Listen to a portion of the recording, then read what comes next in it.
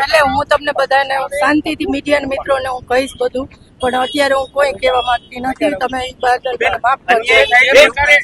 ભાજપમાં અન્યાય છે, વાત સાચી છે. મહિલાઓ સાથેનો એમાં અત્યારે હું કઈ કોમેન્ટ નહીં કરી શકું. મોટો આરોપ છે. 100% હું તમારી બધાયની હારે છું. મહિલા મોરચા દ્વારા જે છે એ વ્યક્ત કરી દો, જે હોય લાગણી. બેન મીડિયા તમારી સાથે જ છે. બેન મીડિયા તમારી સાથે જ છે. જે હોય તમે કહો બેન. 100% બેન કોઈનો ડર રાખ્યા વગર કહો બેન, મીડિયા તમારી સાથે છે. બેન લાગણી જે છે અત્યારે હું કઈ નહીં કહું. બેન તમે ભાવુક થઈ જાય, જે હોય તમે કહો બેન. બેન તમારી આંખોમાં દેખાઈ આવે છે કે જે વસ્તુ છે, જે તમારી સાથે જે ઘટના બની છે અમને પણ ખ્યાલ છે, પરંતુ રિયલમાં એક વખત તમારે તો બોલવું જ પડશે. શું હકીકત જે છે હું કહીશ, પણ અત્યારે નહીં પ્લીઝ. બેન તમે સમય માંગ્યો છે મારા પાસે. અમે બેન એટલો સમય માંગ્યો છે, આપણે સમય માંગ્યો છે. આનાનો જવાબ દો. બેન તમે સમય માંગ્યો છે કે નહીં બેન?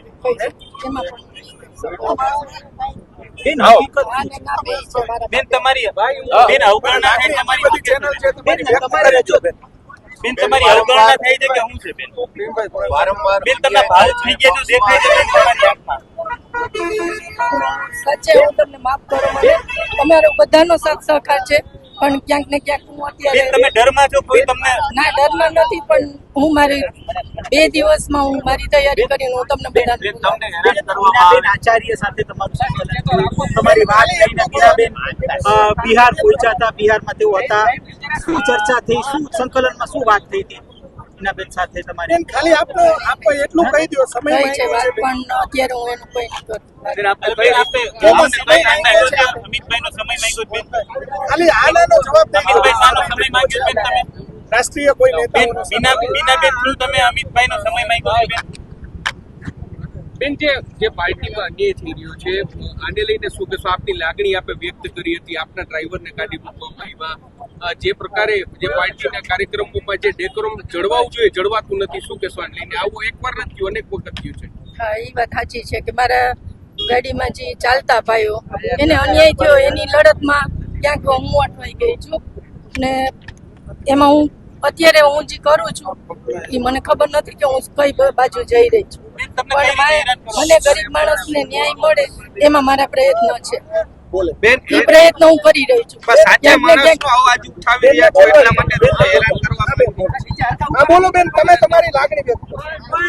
હા, બસ એ મારા પ્રયત્ન છે કે કોઈને કોઈ અન્યાય થઈ રહ્યો છે તો એમાં ક્યાંક ને ક્યાંક મારી પણ માથે મીડિયાના મિત્રોએ કંઈ પણ સારું સાસનું બધું લખ્યું છે, તો એ ક્યાંક મને પણ દુઃખ છે કે આ ન થવું જોઈએ. હું તમારા માધ્યમથી કહું છું કે આટલી હદ સુધી ન લખવું જોઈએ. હું ન્યાય માગતી હતી, ગરીબ માણસોનો ન્યાય લેવા ગઈ હતી, પણ આ ખોટું વાંચું તો એના માટે પણ હું તમને કહું છું બધાને કે સુખામને કોઈના ઈશારે લખાવતું હોય તો હું એમ કહું કે પત્રકાર મિત્રો મને કહે, મને જાણ પણ નથી કરી કે બેન તમારો આ વિષય આવ્યો છે. બેન તમે આટલી હદ સુધી લખ્યું છે તો ક્યાંક ને ક્યાંક મને પણ તકલીફ પડે છે. બેન તમે સોમનાથ ગયા હતા, વિજયભાઈના કાર્યક્રમમાં હાજર રહ્યા, એટલા એના કારણે તમને નિશાન બનાવતો એવું લાગે? એક તો એ વસ્તુમાં મને ક્યાંય તમે જોઈ લ્યો કે સોમનાથ ને દ્વારકા ને અંબાજી એ કેમ ભેગું થાય, તમે જોવો ને કેવી રીતના કરું, જોઈ લેજો મારી લોકો. હું નાનત પાડતી કોઈ પણ એ ક્યાંક ને ક્યાંક ખોટું છે. કોઈ પણ વસ્તુમાં મારે ક્યાંક થઈ રહ્યું છે એમાં હું તમને નહીં કહી શકું અત્યારે.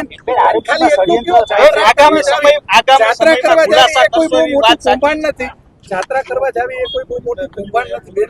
આપ તો જાત્રા કરવા માટે ગયા હતા, આપ શું કહેવા માંગશો? અને એને લઈને હું જાત્રા કરવા નથી ગઈ, હું ગાંધીનગર મારા કામ અર્થે ગઈ હતી અને પૂનમ હતી તો ત્યાંથી હું મારા પરિવાર સાથે ગઈ હતી અંબાજી. ખોટી રીતે 100% હું તમને નાનત પાડતી કે હું અંબાજી ગઈ હતી, પણ આ સોમનાથ ને ઓલું જે લખ્યું છે એ ક્યાંક મારા માટે ખબર નહીં.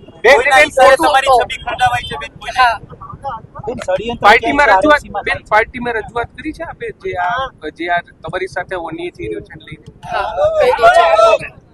કઈ રીતે આરએમસીમાં ષડયંત્ર થાય છે, શું કહેશો? અત્યારે કઈ થાય છે ખરા? નમસ્કાર.